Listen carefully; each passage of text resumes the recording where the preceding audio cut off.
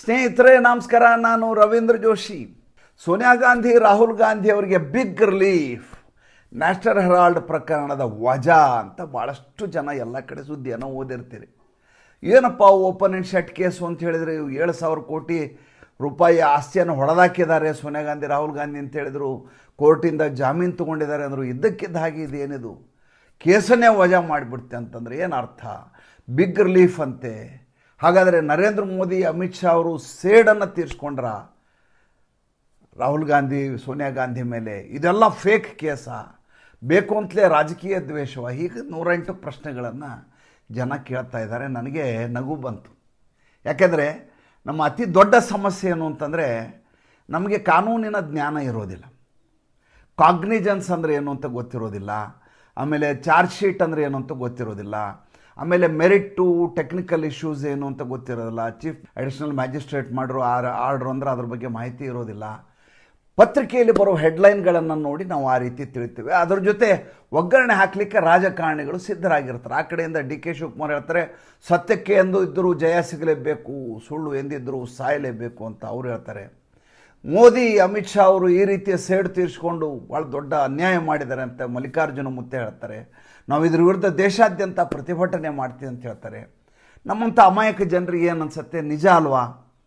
ಇದೆಲ್ಲ ಸುಳ್ಳಾಗಿದ್ದರೆ ಇಷ್ಟು ದಿವಸ ಅನಗತ್ಯವಾಗಿ ಅವ್ರ ಮೇಲೆ ಪ್ರಹಾರ ನಡೆಸಲಾಯಿತು ಅಂತ ಎಲ್ಲರೂ ಆಲೋಚನೆ ಮಾಡ್ತಾರೆ. ವಾಸ್ತವ ಏನು ಅದನ್ನು ಇವತ್ತು ನಾನು ಮಾತಾಡ್ತೀನಿ. ಒಂದು ವಿಷಯ ತಿಳ್ಕೊಳ್ಳಿ, ಬೇರೆದವ್ರಿಗೆ ಹಾಕಿ ನಾನು ಬ್ರೇಕಿಂಗ್ ನ್ಯೂಸ್ ಅಂತ ಹಾಕ್ಲಿಕ್ಕೆ ಇಷ್ಟಪಡೋದಿಲ್ಲ, ಶಾಕಿಂಗ್ ನ್ಯೂಸ್ ಅಂತ ಹೇಳೋದಿಲ್ಲ, ಬಾಂಬ್ ಸ್ಫೋಟ ಅಂತ ಹಾಕೋದಿಲ್ಲ, ಅವಕ್ಕಾದರು ಅಂತ ಹೇಳೋದಿಲ್ಲ. ಆ ರೀತಿ ಸೆನ್ಸೇಷ್ನಲ್ ಜರ್ನಲಿಸಮ್ ನನಗೆ ಇಷ್ಟ ಆಗೋದಿಲ್ಲ. ಯಾಕೆಂದರೆ ಈಗ ನಾನು ಸೆನ್ಸೇಷ್ನಲ್ ಆಗಿ ಒಂದು ವಿಷಯವನ್ನು ಹೇಳಿದರೆ ಆ ವಿಷಯ 1 ಗಂಟೆಯ ನಂತರ ನಿಮಗೆ ಸ್ಪಷ್ಟವಾಗಿ ಗೊತ್ತಾಗುತ್ತೆ, ಈತ ಬೇಕು ಅಂತಲೇ ಸಂಚಲನೆಗೋಸ್ಕರ ಈ ರೀತಿ ಸುದ್ದಿ ಹೇಳಿದ್ದಾರೆ ಅಂತ ಗೊತ್ತಾಗ್ಬಿಡುತ್ತೆ.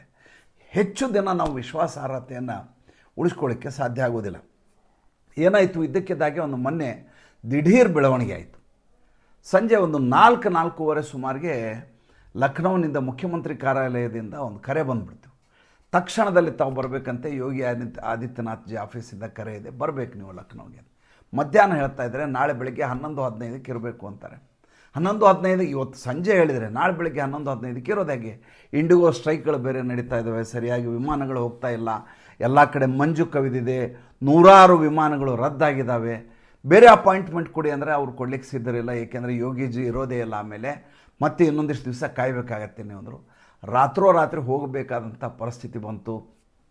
ನನ್ನ ಜೊತೆ ಪುತ್ತಿಗೆ ಮಠದ ಶ್ರೀಪಾದರಾದಂಥ ಸುಗಣೇಂದ್ರ ತೀರ್ಥರ ಪೂರ್ವಾಶ್ರಮದ ಸೋದರರು ಇದ್ದರು, ಪ್ರಸನ್ನ ಆಚಾರ್ಯ ಅಂತ ಉಡುಪಿನಲ್ಲಿರ್ತಾರೆ. ಭಾಳ ಅದ್ಭುತವಾದಂಥ ವ್ಯಕ್ತಿ, ಪಂಡಿತ, ಗೊತ್ತೇ ಆಗೋದಿಲ್ಲ, ಸಜ್ಜನ. ಅವರು ನಾನು ಹೋಗಿ ಕೊನೆಗೆ ಯೋಗಿಜಿಯವರು ಭೇಟಿಯಾಗಿ ಸುವರ್ಣ ರಥದ ಲೋಕಾರ್ಪಣೆ ತಮ್ಮಿಂದನೇ ಆಗಬೇಕು ಅಂತ ಮನವಿಯನ್ನು ಮಾಡ್ಕೊಂಡು ಬಂದ್ವಿ. ದಿನಾಂಕವನ್ನು ನಿಗದಿಪಡಿಸ್ತೀನಿ ಅಂತ ಹೇಳಿ ಕಳಿಸಿದರು. ನಡೆದಂಥ ಘಟನೆ ಏನು ಅಂತ ಭಾನುವಾರದ ಹರಟೆಯಲ್ಲಿ ಸವಿಸ್ತಾರವಾಗಿ ಹೇಳ್ತೀನಿ. ಯೋಗಿ ಆದಿತ್ಯನಾಥ್ ಮತ್ತು ನಮ್ಮ ಮಧ್ಯೆ ನಡೆದಂಥ ಸಂಭಾಷಣೆ ಏನು, ಅದಾದಮೇಲೆ ಅಯೋಧ್ಯೆಗೆ ಹೋದ ಸಂದರ್ಭದಲ್ಲಿ ಆದ ಚಮತ್ಕಾರವೇನು, ಅಯೋಧ್ಯೆಗೆ ನಾವೆಲ್ಲ ಯಾಕೆ ಹೋಗಬೇಕು ಭಾರತೀಯರು, ಹಿಂದೂಗಳು, ಬಗ್ಗೆ ಕೇವಲ ಯಾತ್ರಾ ಕೇಂದ್ರ ಅಷ್ಟೇನಾದು, ಅದ್ರ ಬಗ್ಗೆ ಎಲ್ಲ ಭಾನುವಾರದ ಹರಟೆಯಲ್ಲಿ ಮಾತಾಡ್ತೀನಿ. ಈಗ ಸೋನಿಯಾ ಗಾಂಧಿ, ರಾಹುಲ್ ಗಾಂಧಿ ಅವ್ರ ಬಗ್ಗೆ ಸ್ಪಷ್ಟವಾದ ಮಾಹಿತಿಯನ್ನು ಕೊಡುವ ಪ್ರಯತ್ನ ಮಾಡ್ತೀನಿ. ನಾನು ಕಾನೂನು ತಜ್ಞರ ಹತ್ರ, ರಾಜಕೀಯ ವಿಶ್ಲೇಷಕರ ಚರ್ಚೆ ಮಾಡಿಯೇ ವಿಡಿಯೋ ಮಾಡೋದು. ನಿಖರತೆ ನಮ್ಮ ಮೂಲ ದ್ರವ್ಯ, ಅದಿಲ್ಲದೆ ನಾನು ಮಾಡ್ಲಿಕ್ಕೆ ತಯಾರಿಲ್ಲ. ಸುಮ್ಮನೆ ಏನೇನೋ ಕತೆ ಹೇಳು ಅಂದ್ರೆ ನಂಗೆ ಸಾಧ್ಯ ಇಲ್ಲ. ಏನಾಯಿತು ಪ್ರಕರಣ ಅಂತ ತಮ್ಗೆ ಗೊತ್ತಿದೆ. 2014ರ ಪ್ರಕರಣ ಇದು, ಇವತ್ತಿಂದಲ್ಲ. ಇದು 11 ವರ್ಷಗಳಿಂದ ನಡೀತಾ ಇರೋ ಪ್ರಕರಣ. ಈಗಾಗಲೇ ಜಾಮೀನಿನ ಮೇಲೆ ಹೊರಗಡೆ ಇದ್ದಾರೆ. ಎನ್ಫೋರ್ಸ್ಮೆಂಟ್ ಡೈರೆಕ್ಟರೇಟು ಈ ನ್ಯಾಷನಲ್ ಹೆರಾಲ್ಡ್ ಆಸ್ತಿಯನ್ನು ಮುಟ್ಟುಗೋಲು ಹಾಕ್ಕೊಂಡಿದೆ. ಅಷ್ಟೆಲ್ಲ ಮುಂದೆ ಹೋದ ಪ್ರಕರಣ ಇದ್ದಕ್ಕಿದ್ದ ಹಾಗೆ ಬಿಗ್ ರಿಲೀಫ್ ಅಂತ ಪತ್ರಿಕೆಯಲ್ಲಿ ಪ್ರಕಟಗೊಂಡ್ರೆ ಸತ್ಯವೋ ಸುಳ್ಳು ಅಂತ ನೀವೇ ಆಲೋಚನೆ ಮಾಡಬೇಕು. ಯಾವುದೇ ಒಂದು ಪ್ರಕರಣ FIR ಹಂತದಲ್ಲಿ ಅಥವಾ ತನಿಖಾ ಹಂತದಲ್ಲಿ ರದ್ದಾಗುವ ಸಾಧ್ಯತೆ ಇರ್ತದೆ. B ರಿಪೋರ್ಟ್ ಹಾಕ್ತಾರೆ, ಸಾಕ್ಷ್ಯಾಧಾರ ಇಲ್ಲ ಅಂತಾರೆ. ನಿಮಗೆ ಜನಸಾಮಾನ್ಯರಿಗೆ, ಅಮಾಯಕ ಜನರಿಗೆ ಗೊತ್ತಿರೋ ವಿಚಾರ. ಆದರೆ ಇಂಥದ್ದೊಂದು ಪ್ರಕಾರ 7,000 ಕೋಟಿ ರೂಪಾಯಿ ಪ್ರಕರಣ, ಈ ರೀತಿ ಇದ್ದ ತೆರಿಗೆ ವಂಚನೆಯ ಕೇಸುಗಳು ಬೇರೆ ಇದೆ ರಾಹುಲ್ ಗಾಂಧಿ, ಸೋನಿಯಾ ಗಾಂಧಿ ಮೇಲೆ.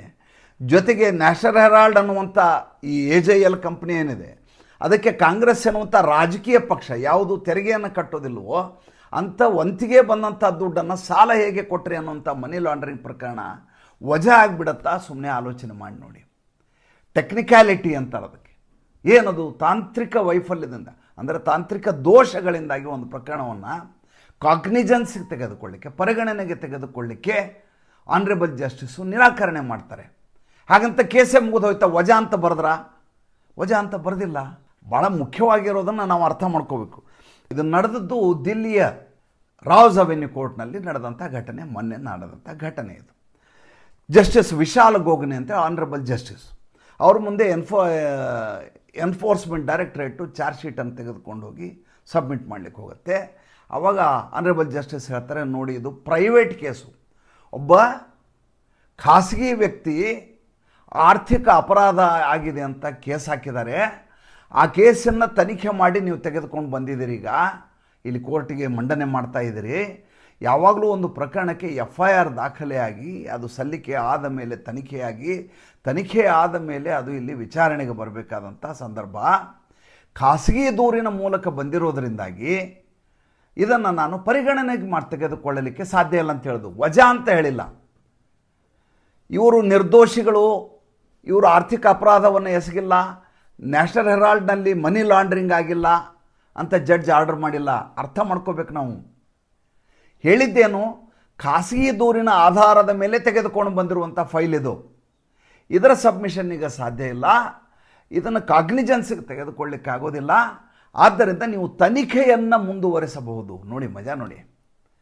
ಎನ್ಫೋರ್ಸ್ಮೆಂಟ್ ಡೈರೆಕ್ಟರೇಟ್ ಅವರು, ಪರಿವರ್ತನ ನಿರ್ದೇಶನಾಲಯದವರು ಪ್ರಕರಣವನ್ನು ಮುಂದುವರಿಸಬಹುದು, ತನಿಖೆಯನ್ನು ಮಾಡಬಹುದು. ಇದ್ರ ಮಧ್ಯೆ ಎನ್ಫೋರ್ಸ್ಮೆಂಟ್ ಡೈರೆಕ್ಟರೇಟ್ನಲ್ಲಿ ಇನ್ನೊಂದು ವಾದ ಮಂಡನೆ ಮಾಡ್ತಾರೆ. ಅವಾಗ ಏನಂತ? ಅಪೆಕ್ಸ್ ಕೋರ್ಟ್ನಲ್ಲಿ, ಸುಪ್ರೀಂ ಕೋರ್ಟ್ನಲ್ಲಿ ಇಂಥದೇ ಪ್ರಕರಣವನ್ನು ಪರಿಗಣನೆಗೆ ತೆಗೆದುಕೊಳ್ಳಲಾಗಿದೆ, ಆದ್ದರಿಂದ ನೀವು ಇದನ್ನು ಪರಿಗಣಿಸಬೇಕು ಅಂತ ಹೇಳ್ತಾರೆ. ಜಡ್ಜ್ ಅದನ್ನು ಒಪ್ಕೊಳ್ಳೋದಿಲ್ಲ. ಅವಾಗ ಎನ್ಫೋರ್ಸ್ಮೆಂಟ್ ಡೈರೆಕ್ಟರೇಟ್ ಏನು ಮಾಡ್ತದೆ? ನಾವು ಹೈಯರ್ ಕೋರ್ಟಿಗೆ ಅಪೀಲ್ ಹೋಗ್ತೀವಿ ಅಂತ ಹೇಳ್ತದೆ. ಅಲ್ಲಿಗೆ ಪ್ರಕರಣ ಜೀವಂತವಾಗಿದೆ. ಅಷ್ಟೇ ಅಲ್ಲ, ಅಕ್ಟೋಬರ್ 3ನೇ ತಾರೀಕಿಗೆ economic offence wing of Delhi police, ಇದಕ್ಕೆ EOW ಅಂತ, ಆರ್ಥಿಕ ಅಪರಾಧಗಳ ವಿಭಾಗ ಅಂತ, ಇದು ಅಕ್ಟೋಬರ್ 3ನೇ ತಾರೀಕಿಗೆ FIR ಹಾಕಿ ಕೋರ್ಟ್ಗಾಗಲೇ ACJM ಮುಂದ್ಗಡೆ ಸಬ್ಮಿಷನ್ ಮಾಡಿದೆ. ಯಾವ ಖಾಸಗಿ ಪ್ರಕರಣ ಆಗಿರೋದ್ರಿಂದ ವಿಚಾರಣೆಗೆ ಸಾಧ್ಯ ಇಲ್ಲ ಅಂತ ಕೋರ್ಟ್ ಹೇಳ್ತೀವೋ, ಅದೇ ವಂಚನೆಗೆ ಸಂಬಂಧಪಟ್ಟ ಹಾಗೆ, ಅದೇ ಮೋಸಕ್ಕೆ ಸಂಬಂಧಪಟ್ಟ ಹಾಗೆ 7 ಜನರ ಮೇಲೆ ಪ್ರಕರಣವನ್ನು ದಾಖಲು ಮಾಡಿ, ಹೆಸರು ಹೇಳ್ತೇನೆ ಕೇಳಿ: ರಾಹುಲ್ ಗಾಂಧಿ, ಸೋನಿಯಾ ಗಾಂಧಿ, ಸುಮನ್ ದುಬೆ, ಸುನೀಲ್ ಭಂಡಾರಿ, ಆಮೇಲೆ ಸ್ಯಾಮ್ ಪಿಟ್ರೋಡಾ, ಜೊತೆಗೆ ಡಾಟೆಕ್ಸ್, ಇಷ್ಟು ಜನರ ಮೇಲೆ ಕೇಸನ್ನು ಆಗಲೇ ದಾಖಲು ಮಾಡಿ ಆಗಿದೆ. ಯಾಕೆ ಇದನ್ನು ದಾಖಲೆ ಮಾಡಿದರು? ಸುಬ್ರಹ್ಮಣ್ಯನ್ ಸ್ವಾಮಿ ಅನ್ನುವಂಥ ವ್ಯಕ್ತಿ ಯಾವುದೋ ಸಂದರ್ಭದಲ್ಲಿ ಕೇಸನ್ನು ಹಿಂತೆಗೆದುಕೊಂಡು ಬಿಟ್ಟಾಗ ಇಡೀ ಕೇಸು ದುರ್ಬಲ ಆಗಿ ಅರ್ಥವೇ ಇಲ್ಲದ ಹಾಗೆ ಆಗತ್ತೆ ಅಂತ, ನಡೆದ ವಿಚಾರಣೆ ಇಷ್ಟು ವರ್ಷದಿಂದ ನಡೆದಂಥ, ಇಷ್ಟೆಲ್ಲ ಪ್ರಗತಿಯನ್ನು ಸಾಧಿಸಿದಂಥ, ಈಗಾಗಲೇ ಒಂದು ತಾರ್ಕಿಕ ಅಂತ್ಯಕ್ಕೆ ಬರುವ ಸಂದರ್ಭದಲ್ಲಿ ಕೇಸನ್ನು FIR ಇರಬೇಕು ಅನ್ನುವಂಥ ಕಾರಣಕ್ಕೋಸ್ಕರ ಪ್ಯಾರಲಲ್ ಆಗಿ ಸಬ್ಸ್ಟಿಟ್ಯೂಟ್ ಆಗಿ ಮತ್ತೊಂದು ಕೇಸನ್ನು ಸರ್ಕಾರ ದಾಖಲಿಸುತ್ತೆ, ಎನ್ಫೋರ್ಸ್ಮೆಂಟ್ ಡೈರೆಕ್ಟರೇಟ್ ದಾಖಲಿಸುತ್ತೆ. ಅಲ್ಲಿಗೇನರ್ಥ? ಅಲ್ಲಿಗೆ ಈ ಪ್ರಕರಣ ಜೀವಂತವಾಗಿದೆ, ಇದರ ವಿಚಾರಣೆ ಮುಂದುವರಿಯುತ್ತದೆ. ಈಗಾಗಲೇ ಯಾವ ಪ್ರಕರಣದಲ್ಲಿ ಆರೋಪಿಯಾಗಿದ್ದರೋ ರಾಹುಲ್ ಗಾಂಧಿ, ಸೋನಿಯಾ ಗಾಂಧಿ, ಯಾವ 50 ಲಕ್ಷ ರೂಪಾಯಿ ಕೊಟ್ಟು 7,000 ಕೋಟಿ ರೂಪಾಯಿ ಆಸ್ತಿಯನ್ನು ತಮ್ಮ ಹೆಸರು ಬರೆಸ್ಕೊಂಡಿದ್ದಾರೋ, ಯಾವ ಇವರಿಗೆ DK ಶಿವಕುಮಾರ್ ಸಾಲ ರೂಪದಲ್ಲಿ ದುಡ್ಡನ್ನು ಕೊಟ್ಟಿದ್ದಾರೋ, ಕ್ಯಾಶನ್ನು ಕೊಟ್ಟಿದ್ದಾರೆ ಅಂತ ಅವ್ರ ಮೇಲೆ ಈಗ ಒಂದು ನೋಟಿಸ್ ಜಾರಿ ಮಾಡಿದ್ದಾರೆ DK ಶಿವಕುಮಾರ್ ಮೇಲೆ. ಅವ್ರು ನೋಟಿಸ್ ಕೊಟ್ಟದ್ದಕ್ಕೆ ಹಾಗಾದ್ರೆ ಕೇಸ್ ವಜಾ ಆಗಿದ್ರೆ DK ಶಿವಕುಮಾರ್ ಹೋಗಬಾರ್ದಲ್ಲ, ಹಂಗಾರೆ ವಿಚಾರಣೆಗೆ ಹೋಗಲೇಬೇಕೀಗ ಅವರು. ಅದು ಜೀವಂತವಾಗಿರುತ್ತೆ, ಪ್ರಕರಣ ಮುಂದುವರಿಯುತ್ತೆ, ಇದು ವಿಚಾರ. ಈಗ ವಿಷಯ ಹೇಳ್ತೇನೆ ನೋಡಿ. ಕಾಂಗ್ರೆಸ್ಗೆ ಮತ್ತು ಭಾರತೀಯ ಜನತಾ ಪಾರ್ಟಿಗೆ ಇರುವ ವ್ಯತ್ಯಾಸವೇನು? ಕಾಂಗ್ರೆಸ್ ಪಕ್ಷ ನರೇಂದ್ರ ಮೋದಿ ಅವ್ರನ್ನ ಮುಗಿಸಬೇಕು ಅಂತ ತೀರ್ಮಾನ ಮಾಡ್ತೀವಿ. ಯಾವಾಗ? ಗುಜರಾತ್ನಲ್ಲಿ ಯಾವಾಗ ನರೇಂದ್ರ ಮೋದಿ ಅವರು ಇನ್ನಿಲ್ಲದ ಹಾಗೆ ಊರ್ಧ್ವಮುಖಿಯಾಗಿ ಪ್ರಭಾವಳಿಯನ್ನು ಬೆಳೆಸ್ಕೊಳ್ಳಿಕ್ಕೆ ಶುರು ಮಾಡಿದ್ರು, ಇದು ಎಂದಿದ್ರೂ ನಮಗೆ ಕುತ್ತು ತರುವಂಥ ವ್ಯಕ್ತಿನೇ ಈತನನ್ನು ಮುಗಿಸಬೇಕು ಅಂತ ಕಾಂಗ್ರೆಸ್ಸು ತೀರ್ಮಾನ ಮಾಡ್ತು. ಅದೇ ಸಂದರ್ಭದಲ್ಲಿ ಗೋಧ್ರಾ ಹತ್ಯಾಕಾಂಡ ಆಗುತ್ತೆ. ಮುಖ್ಯಮಂತ್ರಿಯಾಗಿ ಸ್ವಲ್ಪ ದಿವಸದಲ್ಲೇ ನಡೆದ ಘಟನೆ. ಇದಕ್ಕಿಂತ ರೊಟ್ಟಿ ಜಾರಿ ತುಪ್ಪದಲ್ಲಿ ಇದಕ್ಕಿಂತ ಬೀಳಲಿಕ್ಕೆ ಸಾಧ್ಯ ಇಲ್ಲ ಅಂತ ಇದನ್ನು ಇಟ್ಕೊಂಡು ಇನ್ನಿಲ್ಲದ ಹಾಗೆ ಕೇಂದ್ರದಲ್ಲಿರುವಂಥ ಕಾಂಗ್ರೆಸ್ ಸರ್ಕಾರ ನರೇಂದ್ರ ಮೋದಿಯವರ ಮೇಲೆ ಇನ್ನಿಲ್ಲದ ಹಾಗೆ ಪ್ರಕರಣಗಳನ್ನು ಹಾಕಿ ನರೇಂದ್ರ ಮೋದಿಯವರ ಮೇಲೆ ಇನ್ನಿಲ್ಲದ ಹಾಗೆ ಸುಳ್ಳು ಸಾಕ್ಷ್ಯಾಧಾರಗಳನ್ನು ಸೃಷ್ಟಿ ಮಾಡಿಸಿ, ಅದು ಕೋರ್ಟ್ ಹೇಳಿದೆ, SIT ಹೇಳಿದೆ. ನಾನು ಹೇಳ್ತಾ ಇರೋದು ಆರೋಪ ಅಲ್ಲ, ಇದು ತೀಸ್ತಾ ಸೀತಲ್ವಾಡ್ ಮೇಲೆ ಪ್ರಕರಣ ಹಾಕಿ ಅಂತ ಕೋರ್ಟ್ ಹೇಳುತ್ತೆ. ಸುಳ್ಳು ಸಾಕ್ಷ್ಯಾಧಾರಗಳನ್ನ ಈಕೆ ಕೊಟ್ಟಿದ್ದಾರೆ ಅಂತ. ತೀಸ್ತಾ ಸೀತಲ್ವಾಡ್ಗೆ ಅಹಮದ್ ಪಟೇಲ್ ದುಡ್ಡು ಕೊಟ್ಟರು ಅನ್ನೋದಕ್ಕೂ ಸಾಕ್ಷ್ಯಾಧಾರ ಇದೆ. ಅಹಮದ್ ಪಟೇಲ್ ಸೋನಿಯಾ ಗಾಂಧಿ ಅವರ ಹತ್ರ ಬಂದು ತೀಸ್ತಾ ಸೀತಲ್ವಾಡ್ ಭೇಟಿ ಆದರು ಅನ್ನೋದಕ್ಕೂ ಸಾಕ್ಷ್ಯಾಧಾರ ಇದೆ. ಹೀಗೆ ಉದ್ದೇಶಪೂರ್ವಕವಾಗಿ ದುರುದ್ದೇಶಪೂರ್ವಕವಾಗಿ ಅಮಿತ್ ಶಾ ಮತ್ತು ನರೇಂದ್ರ ಮೋದಿಯವರ ರಾಜಕೀಯ ಭವಿಷ್ಯವನ್ನು ಮುಗಿಸಬೇಕು ಅಂತ ಪ್ರಯತ್ನವನ್ನು ಮಾಡಿದರು ಸೋನಿಯಾ ಗಾಂಧಿ, ರಾಹುಲ್ ಗಾಂಧಿ.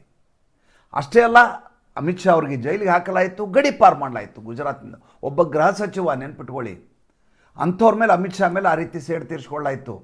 ಆವಾಗ ಇದೇ ಚಿದಂಬರಂ ಗೃಹ ಸಚಿವರಾಗಿದ್ದರು. ಮಜಾ ನೋಡಿ ಹೆಂಗಿದೆ ಕೇಸು. ಇದು ಕಾಂಗ್ರೆಸ್ಸಿನ ಮನಸ್ಥಿತಿ. ಕೇಸ್ ಹಾಕಿ ಅವ್ರ ಮೇಲೆ ಜೈಲಿಗೆ ಹಾಕಿ ಅವ್ರನ್ನ ಹೆಂಗಾರ ಮಾಡಿ ಹಣ್ಣು ಮಾಡಿ ರಾಜಕೀಯದಿಂದ ಅವರು ಹೋಗಿಬಿಡ್ಬೇಕು, ಆ ರೀತಿ. ಭಾರತೀಯ ಜನತಾ ಪಾರ್ಟಿ ಹಾಗಲ್ಲ. ಅದರಲ್ಲಿ ವಿಶೇಷವಾಗಿ ನರೇಂದ್ರ ಮೋದಿ, ಅಮಿತ್ ಶಾ ಅವರ ರಾಜಕೀಯ ನಡೆ ಹೇಗಿದೆ ಅನ್ನೋದನ್ನು ಸುಮ್ಮನೆ ನಾನು ಅರ್ಥ ಮಾಡ್ಕೊಂಡ ಬಗ್ಗೆಯನ್ನು ಹೇಳ್ತೀನಿ ನಿಮಗೆ. ಅವರೇನು ಮಾಡ್ತಾರೆ, ಎಷ್ಟು ಸಾಧ್ಯವೋ ಅಷ್ಟು ಹೈರಾಣ ಮಾಡುವ ಪ್ರಯತ್ನ ಮಾಡ್ತಾರೆ. ಸೋಲಬೇಕು ಸೋಲಬೇಕು ಸೋಲಬೇಕು, ಎಷ್ಟು ಸೋಲಬೇಕು ಅಂದರೆ ರಾಜಕೀಯವಾಗಿ ಸೋಲಿಸಬೇಕು, ಜೈಲಿಗೆ ಹಾಕಬಾರ್ದು. ಜೈಲಿಗೆ ಹಾಕಿ ರಾಜಕೀಯವಾಗಿ ಲಾಭ ಇದೆಯಾ ನರೇಂದ್ರ ಮೋದಿಗೆ, ಅಮಿತ್ ಶಾಗೆ? ಸುಮ್ಮನೆ ಆಲೋಚನೆ ಮಾಡಿ ನೋಡಿ.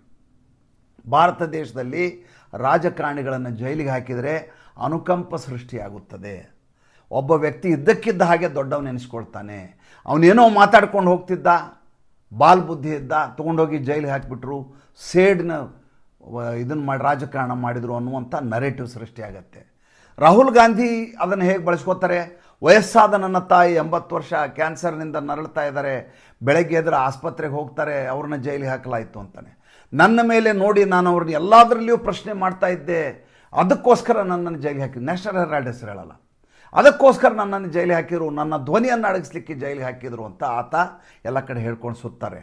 ಅವರ ಪಕ್ಷದ ಒಂದಿ ಮಾಗದರೆಲ್ಲ ಏನಂತ ಪತ್ರಿಕಾಗೋಷ್ಠಿ ಮಾಡಲಿಕ್ಕೆ ಶುರು ಮಾಡ್ತಾರೆ, ಪ್ರತಿಭಟನೆ ಮಾಡ್ತಾರೆ. ನಮ್ಮ ನಾಯಕ ಇವರ ವಿರುದ್ಧ ಧ್ವನಿಯನ್ನೆತ್ತಿದ್ರು, ಅದಕ್ಕೋಸ್ಕರ ಅಭಿವ್ಯಕ್ತಿ ಸ್ವಾತಂತ್ರ್ಯವನ್ನು ಹೊಡೆದಾಕಲಿಕ್ಕೆ, ರಾಜಕೀಯವಾಗಿ ಮುಗಿಸ್ಲಿಕ್ಕೆ ಈ ರೀತಿ ಮಾಡಿದರು ಅಂತಾರೆ. ನಷ್ಟ ಯಾರಿಗೆ ಸ್ವಾಮಿ? ನಷ್ಟ ಭಾರತ ದೇಶಕ್ಕೆ, ನರೇಂದ್ರ ಮೋದಿ, ಅಮಿತ್ ಶಾಗಲ್ಲ. ಒಬ್ಬ ವ್ಯಕ್ತಿ ಸಾಧಾರಣದಲ್ಲಿ ಸಾಧಾರಣನಾದ ವ್ಯಕ್ತಿಯನ್ನು ನೀವು ಇದ್ದಕ್ಕಿದ್ದ ಹಾಗೆ ಲಾರ್ಜರ್ ದ್ಯಾನ್ ಲೈಫ್ ಮಾಡಿದರೆ ನಷ್ಟ ಆಗುವುದು ದೇಶಕ್ಕೆ.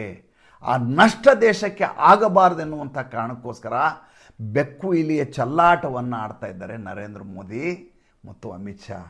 ಇಲ್ಲಿ ಓಡ್ತಾ ಇದೆ ಬೆಕ್ಕು, ಇದು ನರೇಂದ್ರ ಮೋದಿ, ಅಮಿತ್ ಶಾ ಅವರು ಟಣ್ಣಂತ ಹಾರಿಸ್ತಾರೆ, ಅದು ಅಲ್ಲಿ ಹಾರಿಬೀಳುತ್ತೆ, ಜರ್ಮನಿಗೆ ಹೋಗುತ್ತೆ, ಅಲ್ಲಿಂದ ಬರುತ್ತೆ, ಇಲ್ಲಿ ಬೈಯುತ್ತೆ, ಇಲ್ಲಿ ಪತ್ರಿಕಾಗೋಷ್ಠಿ ಮಾಡುತ್ತೆ, ಅಲ್ಲಿ ಹೋಗಿ ಓಡ್ಚೋರಿ ಅನ್ನತ್ತೆ, ಇನ್ನೊಂದು ಕಡೆ ಮತ್ತೊಂದು ಹೇಳುತ್ತೆ, ದಿನ ಬೈಕೊಂಡು ಓಡಾಡತ್ತೆ. ಸಾಯ್ತೀನಿ ಅಂತ ಗೊತ್ತಿದೆ, ಯಾವಾಗ ಹೊಡಿತಾರೆ ಗೊತ್ತಿಲ್ಲ, ಸ್ಪಷ್ಟವಾಗಿ ಗೊತ್ತಿದೆ, ಹೊಡಿತಾರೆ ಅಂತ ಗೊತ್ತಿದೆ, ಯಾವಾಗತ್ತೆ ಗೊತ್ತಿಲ್ಲ. ಆದರೆ ಚೆಲ್ಲಾಟ ಆಡ್ತಾ ಇದ್ದಾರೆ ನರೇಂದ್ರ ಮೋದಿ. ಒಂದೇ ಒಂದು ನಿಮಿಷ ಸರ್ಕಾರ ಮನಸ್ಸು ಮಾಡಿದರೆ ಒಬ್ಬ ವ್ಯಕ್ತಿಯನ್ನು ಕೇಸ್ ಹಾಕಿಸಿ ಜೈಲಿಗೆ ಹಾಕಿಸೋದು ಕ್ಷಣ ಮಾತ್ರದ ಕೆಲಸ. ಸ್ಟೇಟ್ ಈಸ್ ಅ ಟೆರರಿಸ್ಟ್ ಅಂತ ಯಾವಾಗಲೂ ಹೇಳ್ತೇನೆ.